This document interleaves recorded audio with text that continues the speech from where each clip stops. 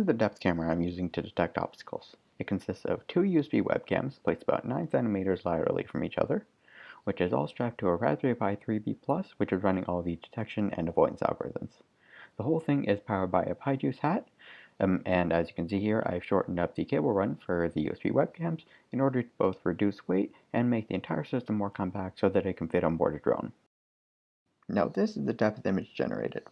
What this is doing is taking two images, as shown at the bottom, which are essentially the same but taken from slightly different angles, as per the hardware setup, and comparing the disparity between the two in order to generate a third image in which darker colored pixels represent those that are closer to the camera.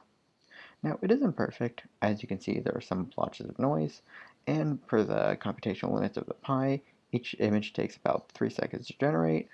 but for the application we're trying for today, getting a drone to detect and avoid some very basic obstacles, this will be adequate.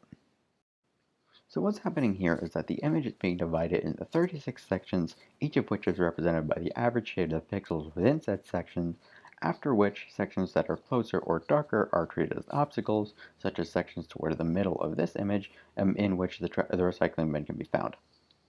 From there, what we can do is use artificial potential fields to simulate the path of an oppositely charged particle that is navigating through said obstacles while being repelled by them. If we take points along that path and average them, we can get a viable direction vector and angle that can be taken to avoid objects that are closer to the camera, as can be seen here with the terminal output.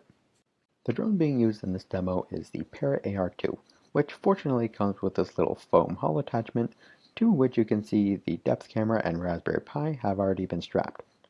Now, what it's been programmed to do in this demo is fly forward while periodically stopping to allow the depth camera to get a good depth image of the obstacles in front of it and how to best avoid them.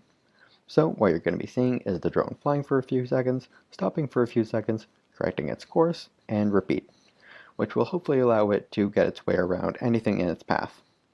So, with that said and done, let's try a demo in which I'm the object in front of it and has to figure out a way to navigate around me.